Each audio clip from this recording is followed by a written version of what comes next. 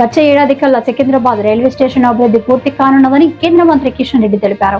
Hitech city railway station అభివృద్ధి పనులను పరిశీలించిన ఆయన హైదరాబాద్ లోని అన్ని ప్రధాన రైల్వే స్టేషన్ల ఆధునీకరణను వేగంగా పూర్తి చేసి ప్రజల వినియోగానికి అందిస్తామని చెప్పారు.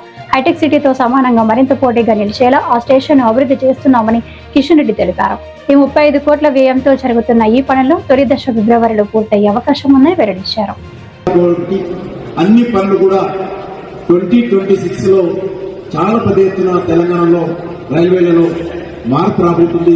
26, 27 లోపల అనేకమైనటువంటి ఆధునికమైనటువంటి రంగులతో కూడినటువంటి రైల్వే వ్యవస్థ, ఆధునికమైనటువంటి వ్యవస్థ తెలంగాణ ప్రజలకు అందుబాటులో రాబోతుందనే విషయాన్ని కూడా ఈ సందర్భంగా మనవి చేస్తూ నేను మరొకసారి సౌత్ సెంట్రల్ రైల్వే అధికారులందరూ కూడా అభినందిస్తా ఉన్నాను.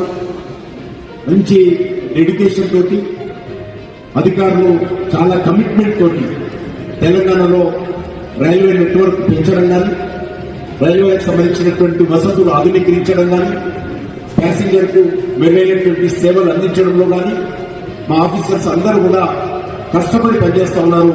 వారికి మరొకసారి తెలంగాణ ప్రజల తరఫున, కేంద్ర ప్రభుత్వం తరఫున రైల్వే ఆఫీసర్స్ అందరూ కూడా పేరు పేరున అభినందిస్తూ సెలవు తీసుకుంటున్నారు.